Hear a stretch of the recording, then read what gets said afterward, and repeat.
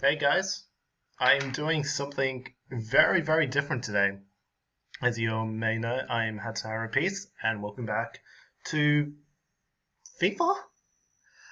Some of you may not know, actually, none of you might not know, but I am a massive football fan. I come from Australia, and calling it football is something which is unknown. Everyone thinks I'm talking about AFL, but no, I am talking about football, the world sport. Um, I've been wanting to play a little bit of FIFA for a while. I've been apprehensive, knowing the kind of FIFA YouTube community, normally KSI and all those kind of guys. And the fanboys are a little bit on the touchier side, I suppose. So my FIFA videos, if I choose to do any besides these ones, will be a little bit more kind of low key. And I'm not going to be focusing on the game so much. I'm going to be focusing more on my commentary, and I'm going to be talking about Liverpool in particular and the kind of way they play, and just whatever jargon I can kind of come up with while playing FIFA. Playing a game which I enjoy, and talking about a topic which I enjoy immensely. So I'm just going to get right into the game. So yesterday was the Liverpool versus Man City game. What an amazing match. Mignolet. Basically, Liverpool won 3-2. They're now 5 points clear, at least of Man City, who have a game in hand. But that game was amazing. I have no words to describe. I watched it live on Foxtel, and I had chills the entire time. Like, oh, fuck, yes! Oh, fuck. This is the first time I've ever played with commentary, so this is gonna test my skills of FIFA. Yeah, so as I was saying, yesterday was the Man City Liverpool match, and that game was probably one of the best games I've ever seen in terms of just the straight intensity of the players, not only from the Liverpool players but from the Man City players as well. Emotional, the 25th anniversary of the Hillsborough. And you can kind of see that desire from the players, not only Liverpool, even though it meant a lot more for them, but the Man City fans. They want the Man City players. They want to not only to get a result for the title for their own team, but I felt that they kind of wanted it to make it a spectacle for the Hillsborough fans, for the people commemorating Hillsborough, and they just wanted to turn it into an event which people would appreciate and definitely enjoy, and enjoy it that people did. So right off the back, to be honest, I thought that Rodgers would go with the lineup that he did in terms of the player selections, but I was a little bit confused about the 4-4-2 diamond. I'm playing 4-4-2 diamond on FIFA at the moment, just to kind of emulate how the match turned out yesterday in terms of player selections and whatnot. I think the FIFA teams have Kolarov instead of Clichy. And unfortunately, I don't think Traore will go off injured in this match. But I felt that the 4-4-3, the 4-3-3, sorry, would have been a much better formation in terms of dealing with the fullbacks. I know that Suarez and Sturridge kind of drifted out wide to kind of occupy those spaces between the centre backs and the fullbacks, while Sterling kind of played in that central attacking role. It kind of not only provided an outlet, but I think the main thing that he's improved this year, a lot of people will say his tactical, and it is definitely his tactical ability, but his movement was key for this match. What a goal! Henderson, and I'll get back to that Henderson red card later. I'll get to that. I'll get to that. Uh,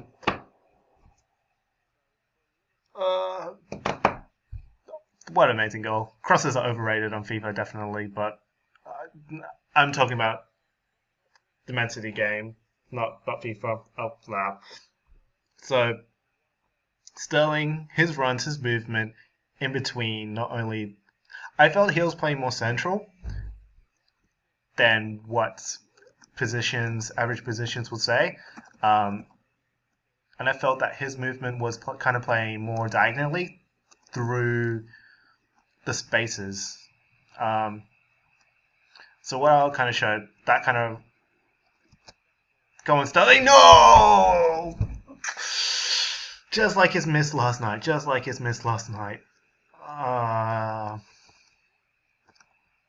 Terrible, terrible.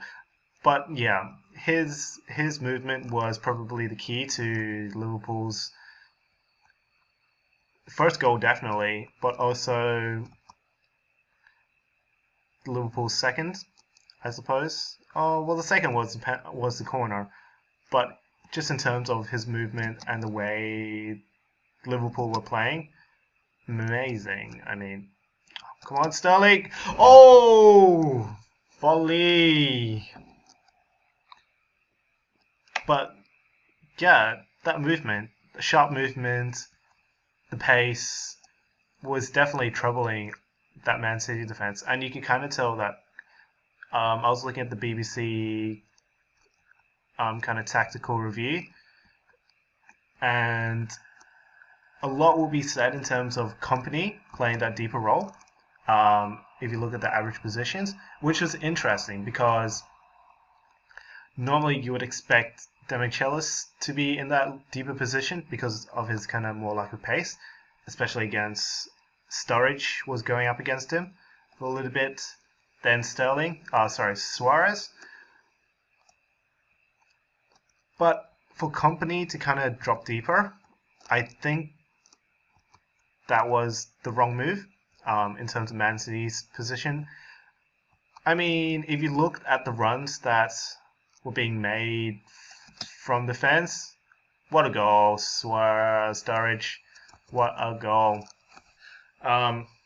If you look at who was carrying the ball out, it was Demichelis, not Company. And I felt that Company not only is the better ball player, has a little bit more pace, and that kind of contributed to that kind of lack of build-up in that first half. I know Demichelis was on the ball a lot more in the second half, but there's just lack of intent from the fullbacks who will kind of start a lot of those attacks from Man City, pushing out from the deep, and they're getting the ball to the creative players like Silva, Nasri, Aguero when he's in, and then kind of playing from there. Those are kind of the role that he's meant to play, that kind of calming role, but also to kind of play the ball out, kind of how Agate does it for Liverpool. But yeah, the goals were spectacular, but definitely credit to how Man City came back in the second half. Oh, almost Sterling, almost. Come on, Endo. Actually, I'm just going to go to that Henderson red card. Rash tackle. But given the moment and the fact that he had maybe made one foul that entire match, was not a red card. Maybe because of the nature of the tackle, full blown, his mistake, and the fact that the ball was traveling faster than his tackle. It was pretty much at the Man City's player's feet. I don't remember who was it. I think it was Fernandinho or Garcia. I think it was Garcia. But basically, just I don't think that was a red card. I think that it wouldn't be violent conduct as well. If you look back at the pictures, and I think Liverpool have a case for it as well, it's definitely not. It's no violent conduct there. Come on, Endo. No. And I think Liverpool should definitely contest that. but it will be interesting to see how Liverpool will fare for him because he's going to be out at least one match, and that's what I'm hoping for. If they can get the red card, probably will stand if they can get rid of the violent conduct charge, because studs were up, but the studs were intended for the ball, and he actually got more ball than he actually got the ball compared to the player. He got through in the follow through, but the studs were down already.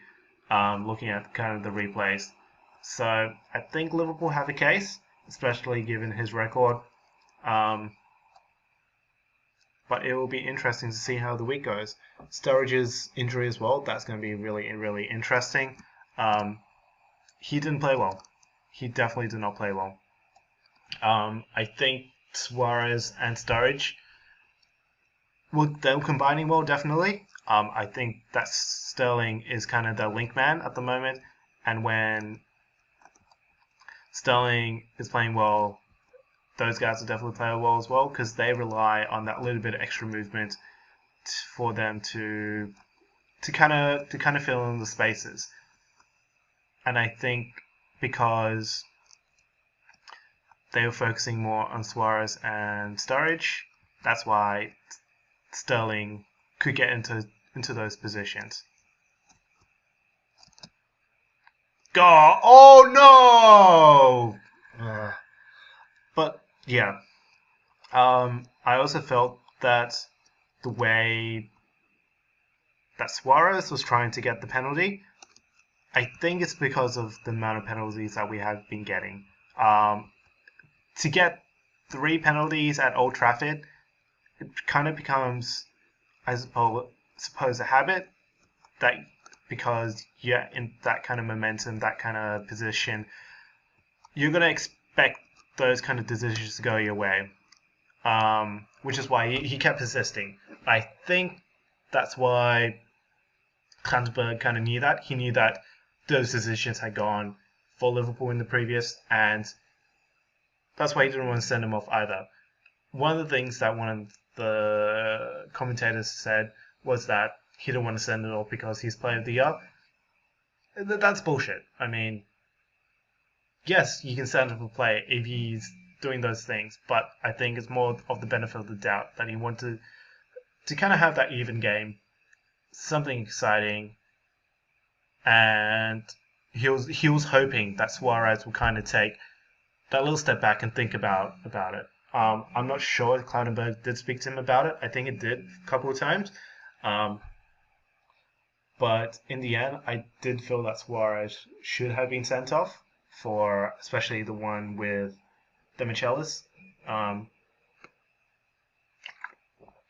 But I think Cloudenberg felt more about the flow of the game rather than the player influence. And he was right, because Suarez, whilst he was playing okay, he didn't really have that impact in terms of the whole flow of the game, and I think that's why he didn't send him off. I could be wrong. I mean, that's my opinion, but that's what I felt at least. Another player who I definitely want to focus on is Coutinho, man. That boy is amazing. I mean,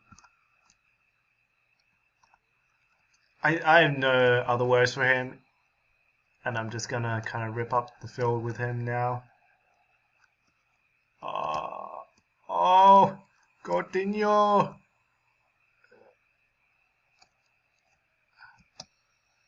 Coutinho! What a goal! But that run just there just kind of emulates the amount of heart and soul he's putting into the game for Liverpool. I don't know what Brendan Rodgers has talked to him about.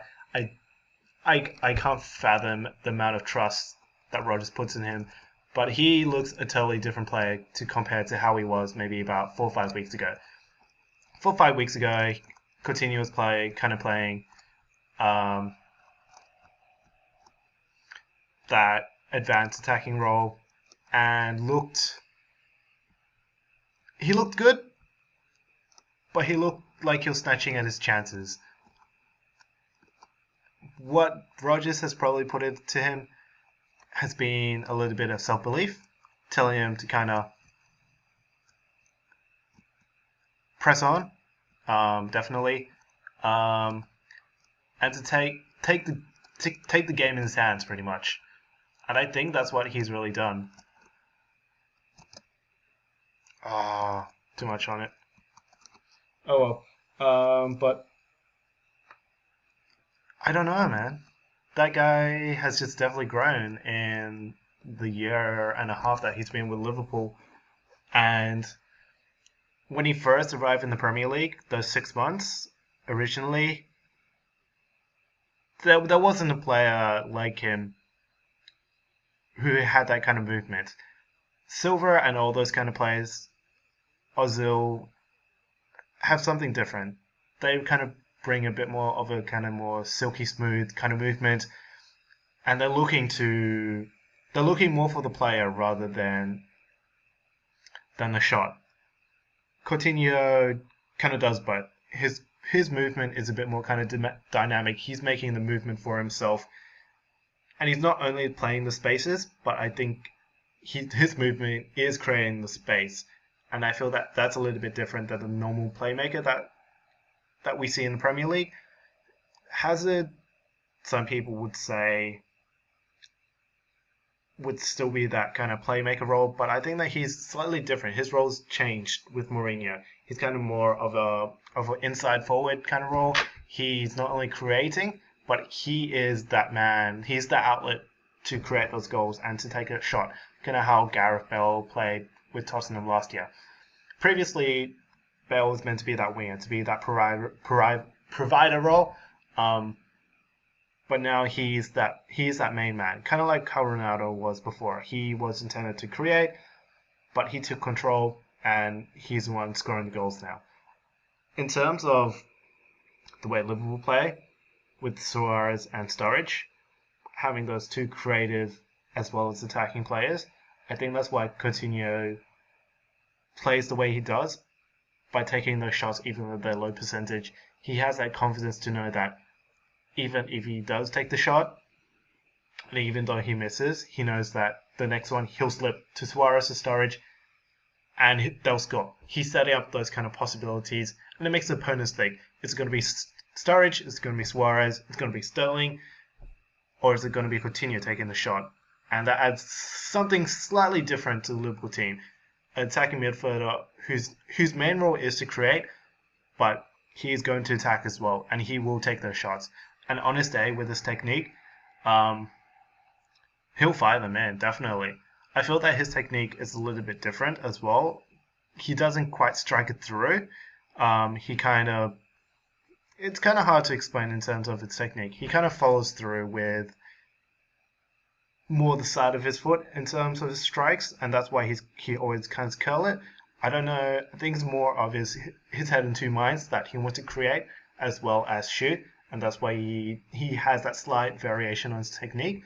If you pay attention, that's why he shanks his shots right all the time, because he's shaping his foot to not only play the pass, but his shooting technique. Normally players play it on the laces of the boot, and that's where they get the power, but he's trying to create the power by doing more of an arcing motion and providing the power from his legs, and that's why he's shanking shots a lot. More about his movement and his kind of just playing style, but if he can rectify it, I think definitely like next year you see him make a lot more assists and a lot more kind of goals as well. He's only 20, 21, 22, so coaching, that's all he needs. Coaching and a bit more experience, just kind of knowing when to make the right decision, and we've got a potentially world-class player. No bigs. Another player who I definitely want to focus on Liverpool-wise is Glenn Johnson. People, I don't think, was paying as much attention to him. From what I read, no one really said much about how he played, but I felt he was injured or something. I felt that there was something wrong with the way he was playing, the way he was moving. He wasn't able to get to the ball quick enough. I felt that he had lost a little yard of pace. One of the balls that I think Henderson played across to him from the left flank to the right flank. he struggled to get. He kind of labored towards it, and then we lost the ball. I don't know what's wrong with him. I know previously he did have that little bit of injury. I don't know if he is relapsing and he's not saying anything because he knows that this game or this season is so much more important, and that even a half-fit him would be better than, unfortunately, Ali Sissoko. And he knows that John Flanagan needs him. Like, he needs that experience in the side. So, I don't know what's wrong with him. Hopefully, maybe he was just a little bit off his game, but we'll see next week with Norwich. Hopefully it's just a little bit of bad form. Hopefully he can turn that around, because previously he was playing well, getting to dangerous positions. If you want to see a comparison when you compare the two, compare the way he was playing in the Tottenham match to how he is playing, and you'll see a fair bit of difference in terms of how he was moving, definitely. Because that was my comparison when I kind of looked back. And definitely something wrong with his movement.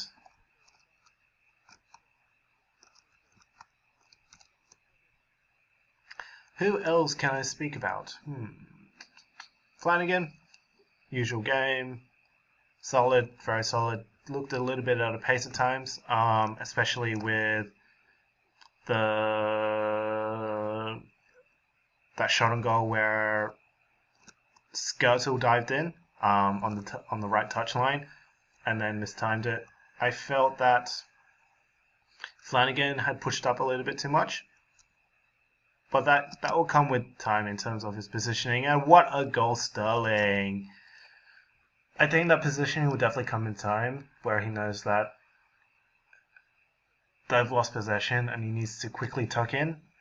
His pace is a little bit lacking, definitely, but players, especially in fullbacks, have suffered in terms of pace-wise before, and the main thing is positioning. I mean, knowing when to push up, knowing when to kind of back down, get the ball, Cornelius. Oh, knowing when to back down and kind of play a little bit more of a mature game. Hopefully, we'll see that from him. Hopefully. Who else can I talk about? What am I doing?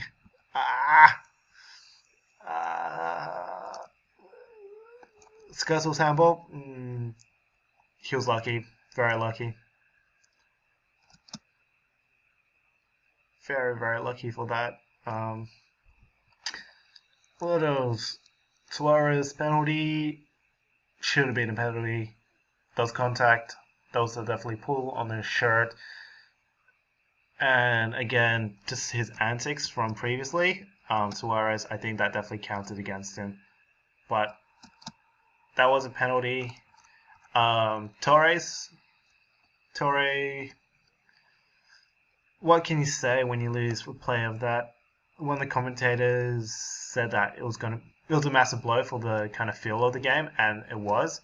But I definitely will have to give props to Milner, because he played such a mature game in terms of just kind of adding that solidity, adding that little bit of width.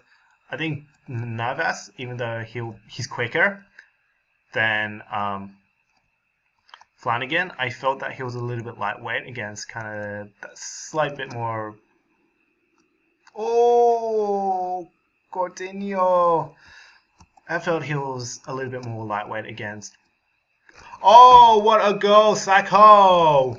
I thought that, Navas was a little bit lightweight against the feel of how Flanagan was playing, so it was a good move by Pellegrini, definitely. In terms of Rodgers' substitutions, leaves it a bit late, definitely. I felt like this was a match where Henderson should have been subbed off for Allen or Lucas. I felt this was a match where I don't know where again if Henderson had not been sent off, I felt like Aga should have come in instead of Moses and then for Sterling, and to go for that 4-3-5, 5-3-2. Another thing as well is how deep we play. Every fucking time we play so deep, and that killed us. That killed us. You can't play deep against players like Silva, Nasri, Aguero. You can't play deep. You can't play deep as well, and I think that's something that Rodgers hasn't been able to coach out of it, because that's a natural instinct that we play. Oh, unlucky. And I get pissed off every time I see it. I don't know why. We play so deep, but we do, and it's counterproductive, definitely. It's a hard one to say, because you want to play deep, especially when you're protecting the ball, but when you watch how Liverpool kind of defended, especially during those times where we were 2-0 up, Milner had just finish. When Milner just come on, I think that was the time where Rodgers should have switched to the 4-3-3 and provide that a little bit with. He knows that Milner would give that dependency and that a little bit more kind of drift in and out. And I think maybe Rodgers expected for those guys from Man City to play a bit more 4-4-2. But they didn't. And he got that one wrong, I have to admit. Playing that 4-3-3 instead of the 4-4-2, because Pellegrini has played that a little bit at times, especially like Aguero and Zeko / Aguero, not Aguero, Negredo. So Milner definitely changed the flow of the game in terms of just that consistency and experience, because he's been through quite a few title challenges with these guys. So yeah. What else can I mention? Norwich. Yes, Norwich. Norwich will be an interesting match. I mean, they look good when they played on the weekend. I haven't had the chance to look at the match yet or look at the highlights, but that will be an interesting game. Hopefully, this is where Suarez will kind of step up his game. Come on, Hendo. Because we know how much Suarez loves playing against Norwich. But I will be interested to see if he can get maybe one goal, get those 30 goals in total. And then go out and play from there. Because we need oh my god, how did we not score? Because we need those guys, SAS, to kind of get into a bit more form, especially if Sturridge is not injured. We need those guys back in, especially for Chelsea. We need to dominate. Oh, what a save, Hart. We need those guys to be back in form against Chelsea. I mean, Mourinho is playing on luck.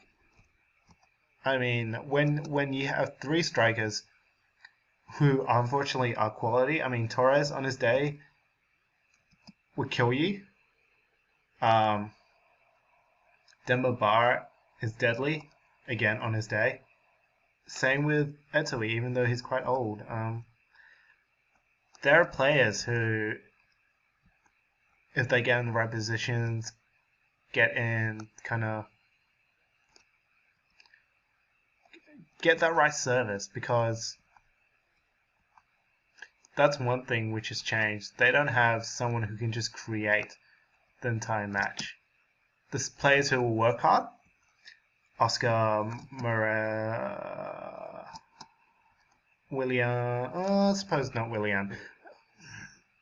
Pretty much the only players who work hard is Oscar Ramirez.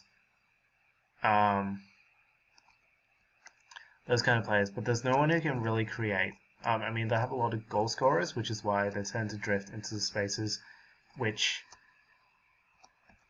Torres and Co are kind of playing in. And I think that's more a reflection of how Mourinho isn't quite paying as much attention. Again, his mind games are like the key, but he's not really looking at the way his players are playing, and he's focusing more on just the straight tactics. Oh no, oh no, oh no, oh no. Clear, yes. So it's going to be definitely interesting in the next 2 weeks how they play. I'm really hoping that Everton will beat Man City, because I am a closet Everton fan, unfortunately. Even though I am a lifelong Liverpool fan. I appreciate Everton. I love the way they play, especially under Martinez. But it will be interesting to see how Man City will cope with, I suppose, a slightly rampant Everton. I mean, I watched the match that they played against Arsenal, and Everton was so good on the ball, off the ball. John Stones is looking very good. He's looked shaky at right back when he's played. The centre back, especially, I think it's more the fact that he has Distan beside him. I